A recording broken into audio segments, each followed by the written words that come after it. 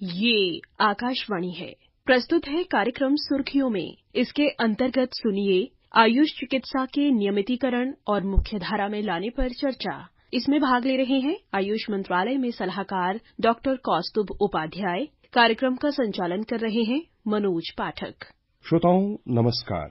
देश में आयुष चिकित्सा को बढ़ावा देने के लिए सरकार लगातार प्रयास कर रही है और इस बार जो अंतरिम बजट प्रस्तुत किया गया माननीय वित्त मंत्री द्वारा, उसमें भी कुछ अच्छे प्रावधान किए गए हैं। आज की चर्चा में हम इसी विषय पर मुख्य रूप से अपना ध्यान केंद्रित करेंगे और समझने की कोशिश करेंगे कि आयुष चिकित्सा के अंतर्गत बजट में क्या प्रावधान किए गए हैं, साथ ही सरकार की नीतियां क्या सब हैं और इसे मुख्य धारा में लाने के लिए क्या सब प्रयास सरकार की ओर से किए जा रहे हैं। साथ ही हम आप जो आम लोग हैं वह किस तरह अपनी भागीदारी इसमें बना सकते हैं, बढ़ा सकते हैं। इस विषय पर चर्चा के लिए आज हमने आमंत्रित किया है आयुष मंत्रालय के सलाहकार डॉक्टर कौस्तुभा उपाध्याय जी को। सर नमस्कार, कार्यक्रम में आपका स्वागत है।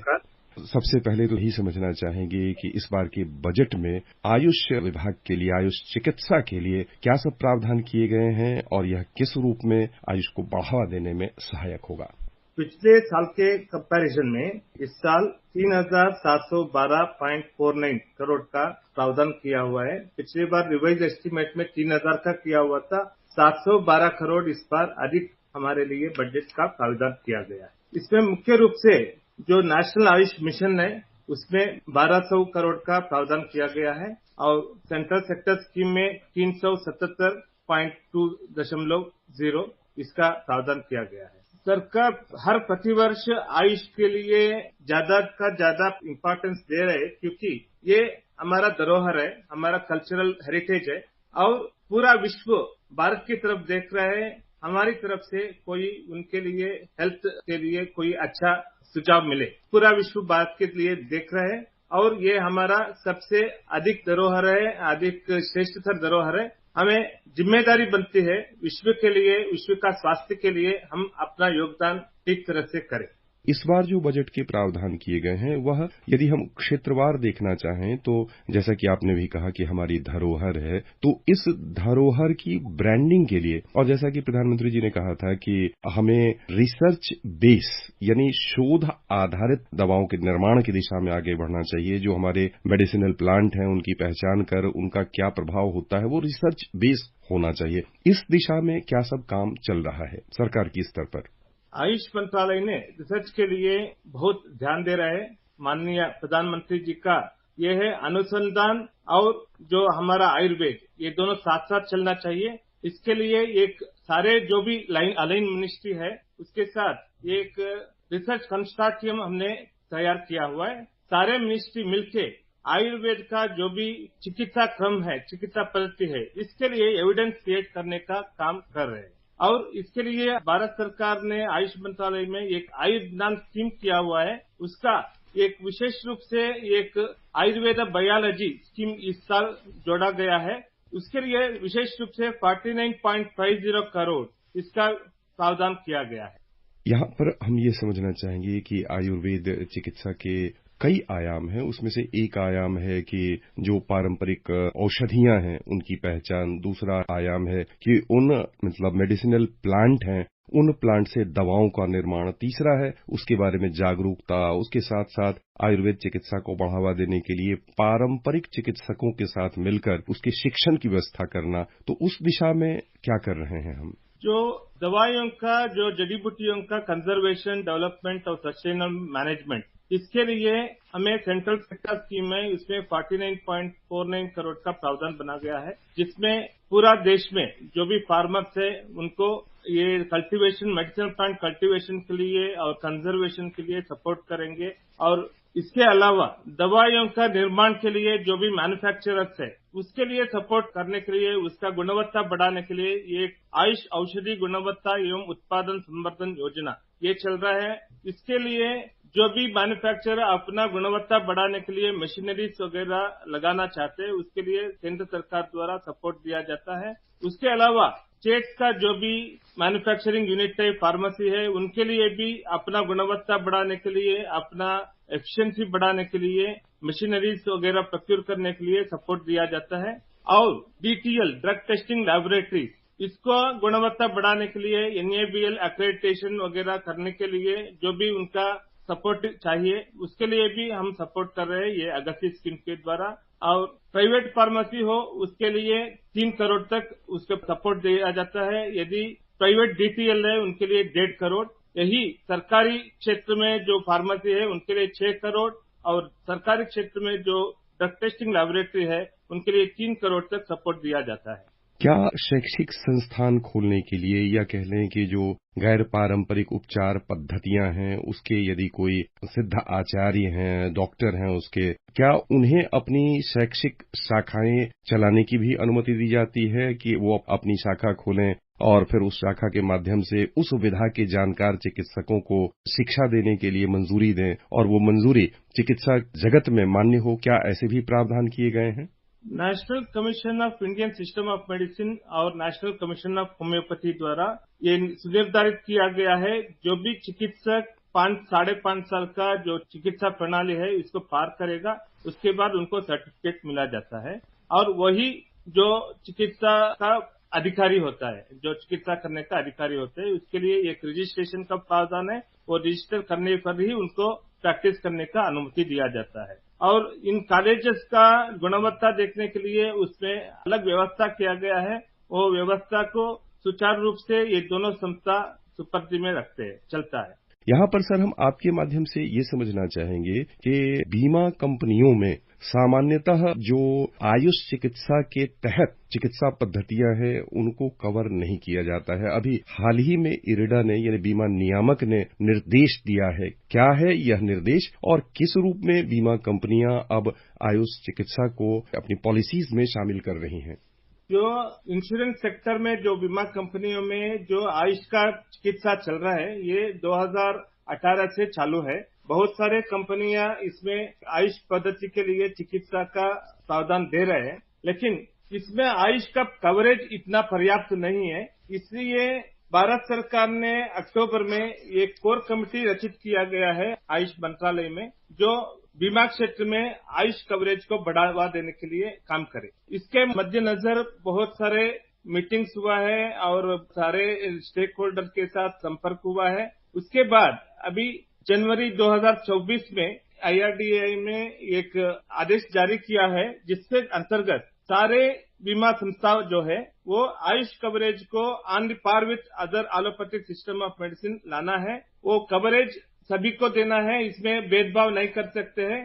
जो चॉइस है किस चिकित्सा प्रणाली को अपनाना है ये कंज्यूमर के लिए है। कंज्यूमर अपने चिकित्सा प्रणाली को खुद चुन करने का स्वातंत्र दिया जाना चाहिए। ये पॉलिसी को आगे करते हुए जो इंश्योरेंस रेगुलेटरी अथॉरिटी जो है वो आदेश निकाला हुआ है। इसके अंतर्गत इंश्योरर्स अपना प्रोडक्ट्स को मॉडिफाई करना पड़ेगा जिसमें आयुष चिकित्सा के लिए यदि कोई पहले सबलिमिट देने का मतलब आपका 30,000 खर्चा हुआ चिकित्सा में उसमें 10,000 तक ही दे पाएंगे, ऐसे कुछ नियमावली था वो सबलिमिट्स कहते हैं।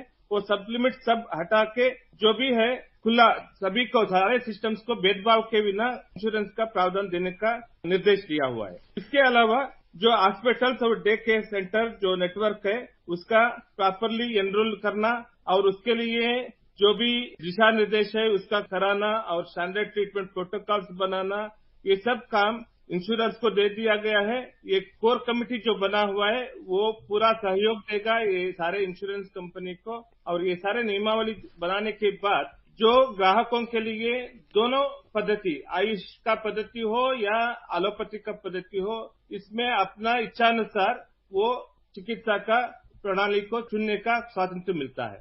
श्रोताओं, जैसा कि आपको हमारे विशेषज्ञ डॉक्टर साहब ने बताया, हम आपको यह जानकारी देना चाहेंगे कि आयुष मंत्रालय की ओर से 4 अक्टूबर 2023 को एक कोर ग्रुप बनाया गया था विशेषज्ञों का बीमा क्षेत्र पर निर्देश और मानक तैयार करने के लिए। इसके तहत कुछ बिंदु रखे गए थे जिस पर ध्यान देना था विशेषज्ञों को और विशेषज्ञों ने किया कि अस्पतालों को इस अपने नेटवर्क में इसे शामिल करना होगा। साथ ही किन किन आयुष अस्पतालों को डे केयर सेंटर में क्या सुविधाएं उपलब्ध हैं इसकी जानकारी बीमा क्षेत्र के जो कंपनियां हैं बीमा उपलब्ध कराने वाली हैं, उनको अपनी सूची में इनकी जानकारी देनी होगी। साथ ही बीमा पॉलिसी में स्टैंडर्ड ट्रीटमेंट प्रोटोकॉल यानी मानक चिकित्सा के लिए जो एक प्रोटोकॉल होता है, एक पद्धति होती है, वह भी अपनी बीमा कंपनियों को रखना होगा। साथ ही किस तरह इसमें गड़बड़ी होती है, फर्जीवाड़ा हो सकता है सिस्टम से, इससे बच कैसे सकते हैं, यह जानकारी भी बीमा कंपनियों को ही देनी होगी। ऐसा निर्देश हमारे विशेषज्ञों ने सरकार को दिया और उस आधार पर जो नीति तय हुई वह इस वर्ष यानी वर्ष 2024 में 1 अप्रैल से लागू हो जाएगी। और जैसा हमारे विशेषज्ञ ने बताया कि सलाहकार समिति बीमा कंपनियों को अपनी सलाह देगी कि किस रूप में वह अपनी पॉलिसी में इन बिंदुओं को सम्मिलित करेंगे। बीमा नियामक इरडा ने स्पष्ट निर्देश दिया है कि आप इस पर तेज गति से काम करें और 1 अप्रैल 2024 से जिस तरह एलोपैथी विधा की बीमा चिकित्सा सेवाएं उपलब्ध हैं, वैसे ही जो आयुष के तहत विभिन्न चिकित्सा पद्धतियां हैं, उनमें भी हम आप उपभोक्ता चुन सकेंगे अपनी बीमा को और उसका लाभ हम अपनी इच्छानुसार ले सकेंगे। सर, कुछ इसी तरह के प्रावधान हैं इसमें? बिल्कुल यही तरह का प्रावधान है। इस साल में जो आयुष सेक्टर में जो इंश्योरेंस का क्लेम है वो बहुत बढ़ा हुआ है। टोटल 316 प्रोडक्ट्स में 259 प्रोडक्ट्स आयुष का कवर करते हैं। 18-19 में 2859 ये हमारा क्लेम्स था, टोटल क्लेम्स रिपोर्टेड। अब जाके 10,826 इतना तक हमारा क्लेम्स बढ़ा हुआ है। और पिछले साल के कंपैरेटिवली पिछले साल 22-23 में 7,006 हमारा टोटल क्लेम्स था आयुष रिलेटेड। 23-24 में मतलब अभी दिसंबर तक का ये आंकड़ा है, उसमें 10,826 इतना बढ़ावा हुआ है। इसलिए ये उम्मीद सभी में जागृत हो गया है। आयुष का इंश्योरेंस सेक्टर में बहुत योगदान है और उसमें प्रोत्साहन देना जरूरी है। ये इंश्योरेंस कंपनी एवं जो ग्राहक लोग दोनों इसको समझ रहे हैं और इसके लिए बहुत एनकरेजिंग एफर्ट्स हो रहा है। यहाँ पर सर एक तथ्य और आपके माध्यम से समझना चाहेंगे कि जिस तरह एलोपैथी विधा में एक और जहां चिकित्सकों को तैयार किया जाता है, वहीं जो चिकित्सक तो नहीं है लेकिन चिकित्सा कहने की पद्धति से जुड़े हुए बहुत सारे तकनीकी कर्मचारी हैं। क्या आयुष मंत्रालय की ओर से उस दिशा में भी प्रयास चल रहा है कि पैरा नर्सिंग एम्प्लॉइज की दिशा में या प्रशिक्षित जो सहायक तकनीकी कर्मी हो सकते हैं, उस दिशा में आयुष के तहत कोई योजना चल रही है जिसका लाभ हमारे अभी जो कार्यरत जैसे आंगनबाड़ी कार्यकर्ता हैं या कह लें कि बाकी अन्य भी कार्यकर्ता हो सकते हैं, और जहां ये आयुष चिकित्सा केंद्र हैं वहां पर दक्ष कर्मचारियों की नियुक्ति हो सके, उस दिशा में कुछ योजनाएं चल रही हैं क्या? स्वास्थ्य मंत्रालय द्वारा ये allied professional health professional bill और एवं नर्सिंग बिल का एक प्रस्ताव रखा हुआ है। उस बिल में आयुष का भी सारे प्रणाली उसमें जोड़ा जाएगा और इसके लिए ऑलरेडी हमारा मंत्रालय द्वारा स्वास्थ्य मंत्रालय के साथ संवाद चला है और प्रपोजल चला गया है। जो कंबाइंड बिल होगा उसमें Ayush related para medical services और जो भी अलाइड प्रोफेशनल्स बिल है उसमें आयुष रिलेटेड सारे जो भी योगदान है वो रहेगा और उसमें सारा दिशा निर्देश जारी करेंगे।